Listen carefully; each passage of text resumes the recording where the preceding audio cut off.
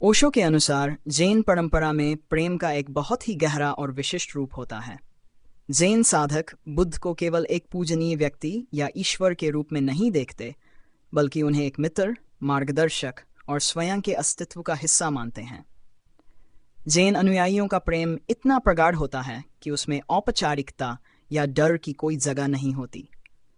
उनका प्रेम निर्भयता से भरा होता है, और यह निर्भयता उन्हें बुद्ध के साथ सहजता से व्यवहार करने की स्वतंत्रता देती है, यहाँ तक कि वे उनका मजाक भी उड़ा सकते हैं।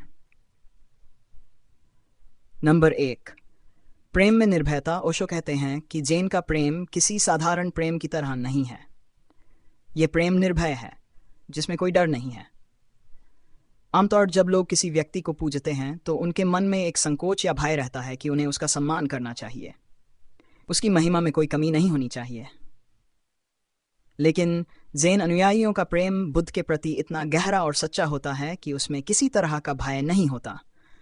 वे जानते हैं कि सच्चा प्रेम पूजनीयता और भय से परे होता है। नंबर 2, मजाक में सम्मान। ओशो बताते हैं कि जैन परंपरा मजाक उड़ाना किसी का अनादर करना नहीं है, बल्कि गहरे सम्मान का प्रतीक है। जैन लोग बुद्ध को ईश्वर या अलौकिक शक्ति के रूप में नहीं देखते, बल्कि एक ऐसे व्यक्ति के रूप में मानते हैं जिन्होंने जीवन का सत्य खोजा है। इसी कारण वे बुद्ध के प्रति अपने प्रेम को मजाक के माध्यम से भी प्रकट कर सकते हैं। यह उनके लिए बुद्ध के साथ एक गहरे संबंध का प्रतीक है, जिसमें कोई औपचारिकता नहीं होती। नंबर 3, अहंकार का अभाव। ओशो के अनुसार जैन साधना का महत्वपूर्ण पहलू अहंकार का अभाव है। जैन साधक अपना अहंकार पूरी तरह मिटा देते हैं। जब अहंकार नहीं होता तो सभी सीमाएं समाप्त हो जाती हैं और व्यक्ति पूर्ण सहजता का अनुभव करता है। जैन साधकों का प्रेम और उनके व्यवहार में सहजता इसलिए है क्योंकि उनके भीतर अहंकार का कोई स्थान नहीं है। वे बुद्ध को किसी विशेष रूप में देखने की बजाय उनके साथ मित्रवत व्यवहार करते हैं। नंबर 4, जीवन को एक खेल की तरह देखना।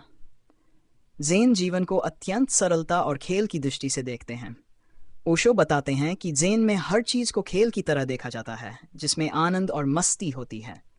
जीवन में जिस प्रकार खेल में हम मस्ती करते हैं, उसी प्रकार जैन साधक जीवन और ध्यान को एक खेल मानते हैं।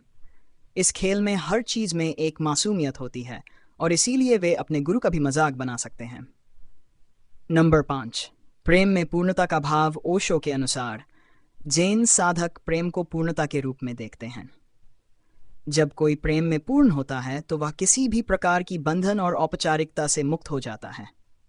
जैन लोग बुद्ध के प्रति अपने प्रेम को औपचारिकता या रीति रिवाजों में बांधकर नहीं रखते। वे उनके प्रति अपने प्रेम को बहुत ही सामान्य और सहजता से व्यक्त करते हैं, और ये पूर्णता ही उन्हें निर्भय बनाती है।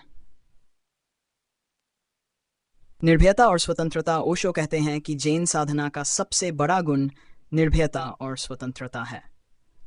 जैन साधक सत्य की खोज में निर्भय होकर आगे बढ़ते हैं।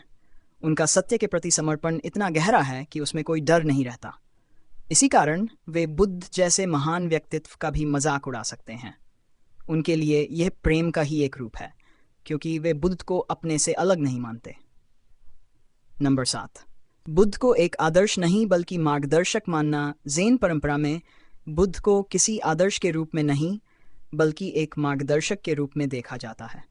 वे बुद्ध की पूजा नहीं करते, बल्कि उनके विचारों को अपने जीवन में उतारते हैं।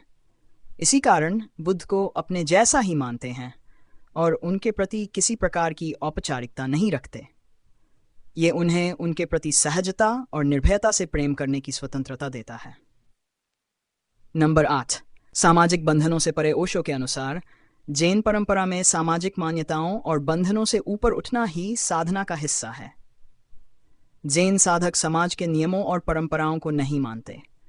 उनके लिए सबसे महत्वपूर्ण चीज उनका व्यक्तिगत अनुभव है। इसीलिए जब वे बुद्ध का मजाक उड़ाते हैं तो वे समाज के नियमों का पालन करने की चिंता नहीं करते। उनके लिए उनका व्यक्तिगत सत्य और प्रेम ही सब कुछ होता है।